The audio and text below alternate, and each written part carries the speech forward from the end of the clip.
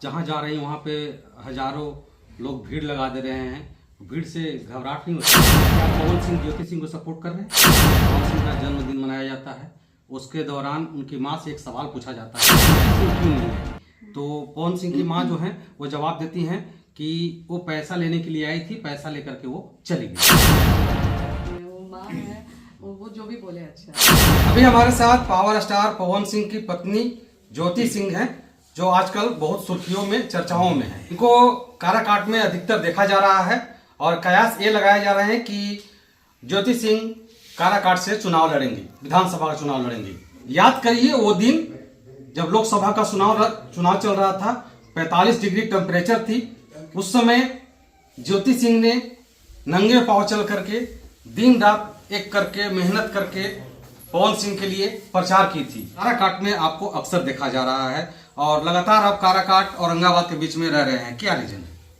जी, reason ये है कि जब पिछले लोकसभा का जो चुनाव हुआ था उसमें देखिए मैं डोर टू डोर गई थी और लोगों से इतना प्यार और आशीर्वाद मिला, तो एक हमारा उस तरीके का रिश्ता बना। तो एक चुनाव से हटके अगर आप देखें तो ऐसा नहीं है कि सिर्फ चुनाव को लेके मैं आ रही हूँ, वो एक बॉन्डिंग बना लोगों से, वो एक प्यार मिला और आज भी मैं घर घर जाती हूँ तो वैसे ही प्यार मुझे मिलता है। तो यही रीज़न है, ये रीज़न है कि मुझे यहाँ पे जैसे लोग बुलाते हैं तो मैं आती हूँ। लोगों का एक सवाल है कि क्या ज्योति सिंह चुनाव लड़ रही हैं? जी बिल्कुल, मैंने पहले भी क्लियर किया कि चुनाव तो नहीं लड़ूंगी, तो चुनाव लड़ती हूँ। ये जानना चाहते हैं कि किस पार्टी से लड़ना चाहते हैं? जी देखिए, पार्टी में अभी इसलिए पार्टी का नाम क्लोज नहीं मतलब डिस्क्लोज नहीं कर रही हूँ क्योंकि अभी मुझे खुद क्लियर नहीं है। मैं बातचीत चल रही है कौन से मतलब कौन से विधानसभा किस पार्टी के उसमें आने वाला है, तो ये अभी पार्टी भी क्लियर नहीं है, तो मैं कैसे अभी इस चीज़ पे बात करूँ। तो इस वजह से मैंने अभी पार्टी क्लियर नहीं करी। जैसे ही मुझे कुछ इन्फॉर्मेशन मिलता है, जैसे ही मैं कंफर्म होती हूँ, मैं आप लोगों मैडम जी, राजनीति में आने का आपका उद्देश्य क्या है? जी देखिए, जब मैं यहाँ पे लोकसभा चुनाव में जब मैं आ रही थी, जब मैं ग्राउंड लेवल पे घूम रही थी, तो लोगों उसके बाद लोकसभा के चुनाव के बाद मुझे यहाँ से लोगों ने बोलना स्टार्ट किया कि भाभी एक बार आप आइए, भाभी आप एक बार ट्राई करिए, बेटा तुम ट्राई करो। मतलब जो हमारे बड़े बुजुर्ग थे उन्होंने भी कहना चालू किया, तो मैंने बोला ठीक है एक बार ट्राई करते हैं। हाँ, मुझे नहीं पता था कि इतना अच्छा रिस्पॉन्स मिलेगा और फिर पार्टी की तरफ से भी, कई पार्टियों की तरफ से भी मुझे कॉल वॉल आने लगे कि आप इंटरेस्टेड हैं। तो मैंने एक बार सोचा करते हैं, फिर जनता का सेवा का मौका मिलेगा। जो जनता हमारे लिए इतनी एक्टिव थी पिछले चुनाव में, तो मेरे लिए शायद सौभाग्य की बात होगी कि मुझे मौका मिलेगा जनता का सेवा करने का, तो यही रीज़न था। मैडम, अगर आप विधायक बनती हैं तो सबसे पहला काम क्या करेंगे आप?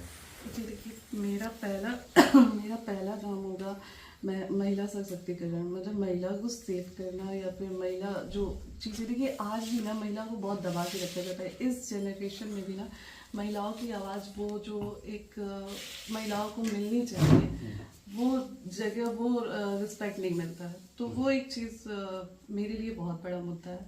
और फिर शिक्षा, दूसरा मुद्दा मेरा शिक्षा होगा, क्योंकि हर इंसान को शिक्षित होना चाहिए। आप अगर शिक्षित होते हैं ना तो आप किसी भी सिचुएशन से लड़ सकते हैं, कोई भी सिचुएशन हो ना, आप उसको बहुत इजीली हैंडल कर सकते हैं। तो ये दो मेरा बहुत बड़ा मुद्दा होगा मेरे लिए। लोग क्षेत्र में जब चुनाव लड़ने के लिए आते हैं तो चुनावी घोषणा करते हैं। हर प्रत्याशी चुनावी घोषणा करते हैं कि अगर हम जीतेंगे तो हम ये करेंगे, वो करेंगे। जैसे बहुत तरह पार्टियां अभी आजकल ऑफर निकाल रही हैं कि हम महिलाओं के लिए ये करेंगे, वो करेंगे। अगर आपकी चुनावी घोषणा क्या होगी? जी मैं मतलब मेरा वही है कि हमारे क्षेत्र के लोग, जो हमारी जनता है, जो अगर वो किसी भी चीज़ को लेके परेशान है, तो वो, अगर मैं विधायक बनती हूँ तो मुझे अपने लोगों को लेके चलना है, जो मेरी जनता है, जो मेरे लिए खड़ी हुई है। मतलब मुझे लगता है कि हर एक पॉलिटिशियन को, जो लोग उनको वोट करते हैं, उनकी वोट की रिस्पेक्ट होनी चाहिए, कदर होनी चाहिए, क्योंकि लोग किस तरीके से जाके बूथ पे आपको वोट दे रहे हैं। काफ़ी बुजुर्ग लोग जो होते हैं वो तक जाके, तो उस चीज़ की एक इज्जत होनी चाहिए लोगों को।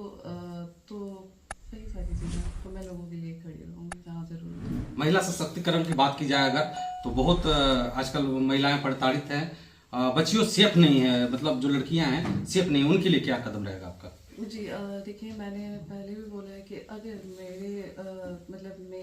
मैं कुछ कर पाऊंगी यहाँ के लिए, मैं सबसे पहले जगह जगह सीसीटीवी कैमरा का वो करूँगी, क्योंकि आए दिन मैं सुनती हूँ, मेरे पास मैसेज आते हैं, कॉल आते हैं, और मैं अपने इंस्टाग्राम या फेसबुक वगैरह पे पोस्ट भी करती रहती हूँ। सिर्फ यही रीज़न है कि जो यहाँ के सांसद जी हैं, जो विधायक जी हैं हमारे, उनके ध्यान में वो चीज़ें जाएं, क्योंकि अभी मेरी पोजीशन वो नहीं है कि मैं कुछ कर पाऊँ यहाँ के लोगों के लिए।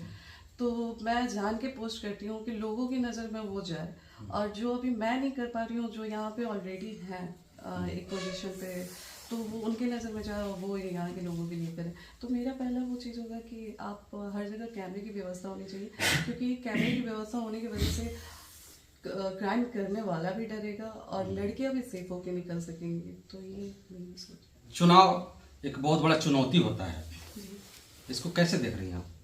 देखिए, आप कोई भी ऐसी चीज़ नहीं है जो आसान होता है, और जब लोग आपके लिए खड़े होते हैं ना, जब लोग आपके साथ चलना स्टार्ट करते हैं, तो वो एक हिम्मत अलग ही होती है। और मेरे साथ लोग चल रहे हैं, मुझे पूरी तरह से सपोर्ट मिल रहा है लोगों का। और बिल्कुल चुनाव मतलब चुनौती भरा तो है, पर लोगों का प्यार है, आशीर्वाद है, तो वो मेरे लिए बहुत बड़ी हिम्मत है। आप जहाँ जा रही हैं वहाँ पे हजारों लोग भीड़ लगा दे रहे हैं, भीड़ से घबराहट नहीं होती? जी, ऐसा नहीं है। देखिए, मैं जब क्षेत्र में आती हूँ ना, मैं अकेले ही आती हूँ। पापा की तबीयत खराब होने की वजह से पापा लगातार सफ़र नहीं कर पाते हैं मेरे साथ, तो मैं क्षेत्र में अकेले ही आती हूँ। और आप यकीन नहीं करेंगे, जो हमारी जनता है, जो यहाँ के लोग हैं ना, वो इतने प्रोटेक्ट करके चलते हैं मुझे कि उनको भी ये चीज़ होता है कि मैं एक औरत हूँ, मुझे कैसे मतलब भीड़ में ले जाना है। तो मेरे साथ रहने वाले लोग या फिर मेरी जो जनता है, वो फोटो लेते हैं मुझे मेरे साथ, लेकिन वो मुझे डिस्टर्ब नहीं करते हैं। वो सीरियसली मैं आपको बता रही हूँ, तो मुझे लगता है कि ये मेरा परिवार बन चुका है, और यहाँ के लोग अपनी बहन, बहू और बेटी की तरह इज्जत देते हैं मुझे। चलिए, लोगों का एक बहुत बड़ा सवाल है, क्या आप पवन सिंह, ज्योति सिंह को सपोर्ट कर रहे हैं? जी देखिए, मैंने उनको बता दिया था कि मैंने उनके मैनेजर शेख जी को मैसेज एक किया था जब चुनाव को लेके मेरे पास ऑफर आना स्टार्ट हुआ था। तो उन्होंने बोला कि मैंने पवन जी को बता दिया, लेकिन पवन जी से मेरी बात नहीं हो पाई थी। और मैंने अपनी तरफ से उनको क्लियर कर दिया था, पर उनकी तरफ से अभी तक कोई मैसेज या कॉल मुझे नहीं आया है। बाकी अगर वो सपोर्ट करते हैं तो भी ठीक है, और नहीं करते हैं तो फिर मेरी जनता है जो मुझे बहुत प्यार करती है। खुद के दम पे लड़ लेंगे चुनाव? नहीं, ऐसा नहीं है, खुद के दम पे नहीं कर पा रही हूँ मैं। आज यहाँ पे मैं खड़ी हूँ तो सिर्फ यहाँ के लोग जिस तरीके से मुझे प्यार करते हैं।